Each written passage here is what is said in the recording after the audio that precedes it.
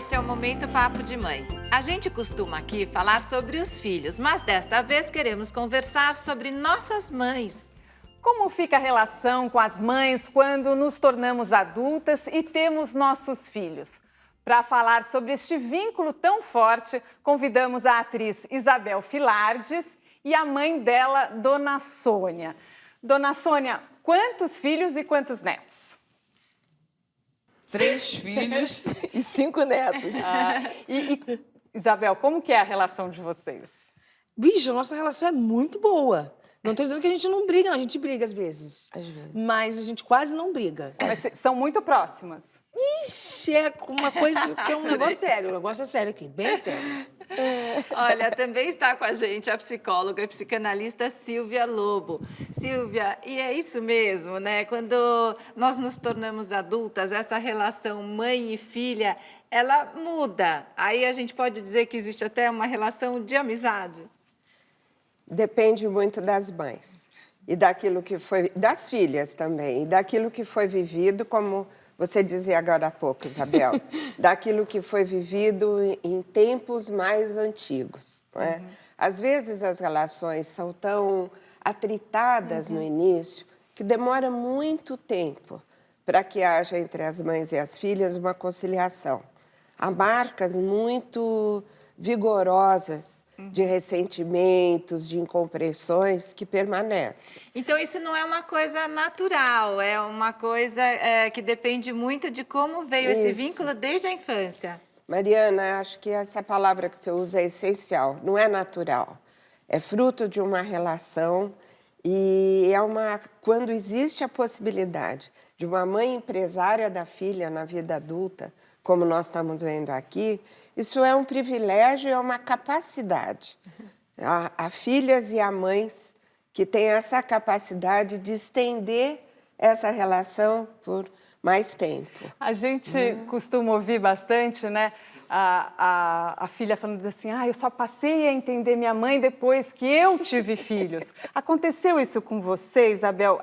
O relacionamento de vocês mudou depois que você se tornou mãe e você começou até a entender a sua mãe melhor? Sim, eu diria que quase que na sua totalidade, assim. A gente, como temos um vínculo muito forte dele, né, pequena assim, minha mãe sempre foi minha melhor amiga, sempre conversei muito em termos. Ela sempre falou muito, eu sempre escutei muito. Porque eu sempre, eu falo que eu tinha dificuldades em dizer as minhas emoções. Sempre tive dificuldade. Então ela falava, você tá me entendendo? Eu dizia com a cabeça. Mas fala alguma coisa, não, mas eu tô entendendo, mas fala. Então, de se expor, de Queria colocar, que ela trocasse, né? de Troca trocar. comigo. Eu só vim realmente, assim, mesmo, trocar mais com a minha mãe depois que me tornei mãe. Porque, assim, como ela sempre foi minha parceira, além de trabalhar junto comigo, me ajuda muito, me ajuda em casa, é minha governanta, né? Então, assim, é o meu braço direito. Então, a gente se relaciona muito em diversos aspectos da vida. Sônia, e você sentiu essa mudança quando ela se tornou mãe? Você sentiu isso? Agora ela me entende? Senti. Porque, assim, eu falo para Isabel que tem que existir o respeito. Porque você falar, porque você tem um filho pequeno, eu mando, eu faço, eu obedeço. Não é assim. Eu que dizia para ela, conversava com ela e falava, troca comigo, o que você acha? Você acha que eu estou certo, que eu estou errado? Você pode dizer isso para mim, porque é o respeito. Né? Porque ela pensa, mesmo sendo criança, a criança pensa e tem opinião. E essa coisa até de vocês, além de serem mãe e filha, trabalharem juntas, né? Às vezes rola aí um conflito. Deixa eu falar. Eu só vou fazer mamãe. Não, Só o conflito é assim. No trabalho até que não, né? É mais no dia a dia. Vem mais para o dia a dia do que dentro Mas do trabalho. isso é uma coisa muito difícil, porque a Isabel, ela é muito tranquila, entendeu? E aí essa muita tranquilidade dela, que às vezes, Isabel, vamos. Mas é que é uma convivência Não, mas olha só. intensa também, né? Não, ela quer que eu tenha mais agilidade. Ela quer que eu, assim, a mamãe tem uma característica assim de ser Eu sou proativa, mas muito mais no trabalho do que em casa. casa. Ela é proativa em casa porque ela sempre foi dona de casa. Então, ela tem essa praticidade eu para faço as resolver as duas questões. coisas. Aí ela adquiriu a outra parte no trabalho porque começou muito cedo comigo. Silvia, esse relacionamento vai mudando de acordo aí com o crescimento dessa filha, porque chega num ponto, né, que a mãe também tem que respeitar que essa filha já é uma adulta. Exatamente. Isso vai se modificando com o passar do tempo? Talvez a gente pudesse pensar, Roberta, que ser mãe é uma das funções, das experiências mais solitárias que a gente já pode enfrentar. Porque ninguém ensina a gente a ser mãe. E a única referência que a gente tem é da nossa própria infância, da mãe que a gente teve. E que muitas vezes a gente não quer reproduzir. Agora, quando nasce o filho, nós nos sentimos muito desamparadas.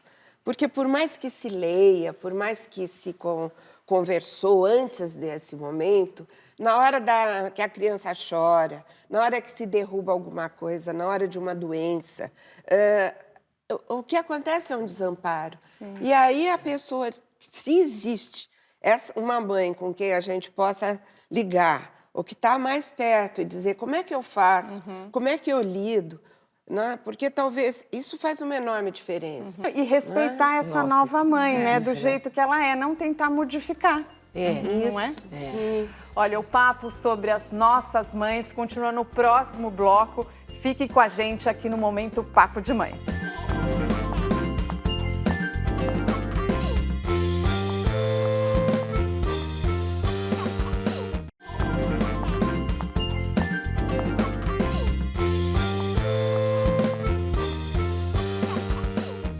O Momento Papo de Mãe está de volta e o tema é a relação das mulheres adultas com suas mães. Nossas convidadas são a psicóloga e psicanalista Silvia Lobo, a atriz Isabel Filardes e a Sônia, mãe dela. Sônia, muitas avós falam que fica um conflito quando a filha se torna mãe, porque às vezes a avó quer dar um palpite e a filha não aceita, e daí dá esse problema ali na criação dos filhos. Aconteceu isso com vocês e como é que vocês lidaram com isso? Assim, bom, eu acho que Isabel teria que responder. Eu sou uma avó presente. Sou mãe presente, vó presente. Eu sou a galinha e os pintos, né? Mas, assim, eu sou vó drasta. Porque eu fico louca da minha vida quando eu escuto uma pessoa dizer assim, os pais educam, os avós deseducam. Eu falei, então eu sou exceção. Porque eu sou vó drasta. Eu gosto que senta direito, muito obrigado, me dá licença, me toma benção, me dá bom dia. Você educa? E, Isabel, você concorda com a forma que a sua mãe educa seus filhos ou vocês têm alguns conflitos? Vocês pensam diferente? 90% concordo, 90%. Uma coisa ou outra, não é que eu não concorde, eu gosto de fazer de um outro jeito. Porque no final do frigir dos ovos a gente quer tornar os nossos filhos pessoas decentes, de caráter e tal. Mas existem personalidades diferentes. Às vezes, o caminho para educar um não é o mesmo caminho para educar o outro. Né? E eu acho que, consequentemente, talvez, por ser meu filho, tem aquela coisa também de quem olha de fora, às vezes, está vendo melhor. Mas eu sou muito crítica um pouco. Então, por ser meu filho, talvez eu tenha um viés um pouco mais tênue com ele e eu vou conseguir chegar no que ela está dizendo, mas de um outro jeito. E é aí que, às vezes, a gente tem um conflito. Mas a gente está falando a mesma coisa, só que eu estou fazendo de um jeito diferente de você, entendeu? Silvia, pode acontecer isso, às vezes na parte prática, logo que nasce um bebezinho, porque também quando as nossas mães tiveram filhos, tinha uma orientação, agora tem outra orientação. Aí como é que faz para vencer esse tipo de conflito, para que não haja mesmo uma ruptura ali nesse momento? Eu acho que um princípio é que todos saibam que estão envolvidos na situação, que o filho é da mãe. É da mãe. Isso é fundamental de ser reconhecido. Que a mãe se aproprie do seu filho, inclusive dos erros que pode cometer, se não puder incorporar a ajuda que venha da avó, e que a avó entenda isso, que ainda que ela contribua, ela terá que ceder em muitos momentos e se calar, porque aquele bebê que está nascendo não nasceu dela. Nasceu de uma outra mulher que terá o percurso a fazer de relacionamento, de aprendizado com o seu próprio bebê. Mas tem um aspecto aí que a Sônia traz que eu acho que pode ser interessante para quem nos ouve, que necessariamente, ainda que seja muito bom que filhas e mães, e portanto que mães e avós se entendam, não é necessário, vamos dizer assim, que as posições sejam as mesmas.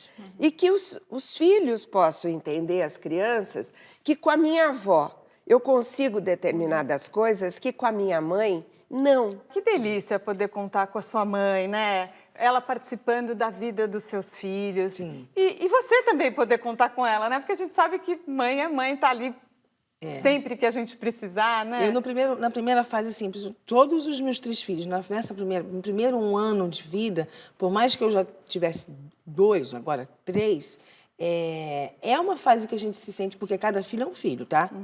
Cada gravidez é gravidez, cada gestação é gestação. A dúvida que você teve no primeiro, você provavelmente não vai ter no segundo. São diferentes. Então, e nesse aspecto, eu sempre ouvi. Depois eu peguei o embalo.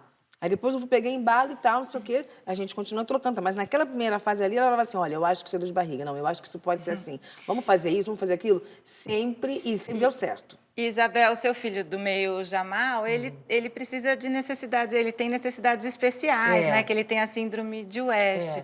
E daí, nesse sentido, até você precisa de uma ajuda extra também ali, né? Eu tenho uma outra operacional, pessoa né? e tal. Mas aí aconteceu o contrário.